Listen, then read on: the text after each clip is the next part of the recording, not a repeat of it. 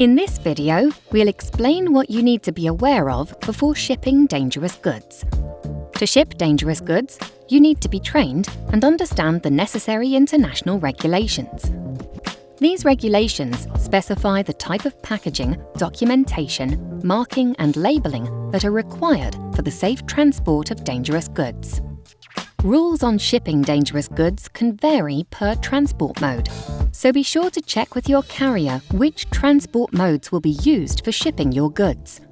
You, as the shipper, have the responsibility to ensure the dangerous goods are correctly classified, declared, packed, and labelled with the right documentation for the countries of origin, transit, and destination. To find out the classification of your goods, check with the manufacturer or supplier. Let's take bleach as an example. This is a product that's readily available for day-to-day use, but may fall under the classification of dangerous goods when being transported. So let's go through the steps to pack bleach for shipping. This box needs to have specification markings, which confirm it was tested and can be used to transport dangerous goods. And note, the marking differs for each dangerous goods classification.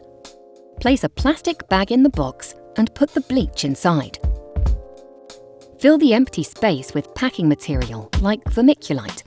Then close the plastic bag with a cable tie. Since bleach is a corrosive substance, it's important to stick a corrosive substance label on the box. After you've stuck the labels to the box, make sure it's properly sealed. And when the driver comes to pick up your package, make sure you hand over the shipment's dangerous goods documentation. It's also worth bearing in mind that you can hire a person or company to ship dangerous goods for you. Thanks for watching. For more videos like this, visit howtoship@fedex.com and start shipping with confidence.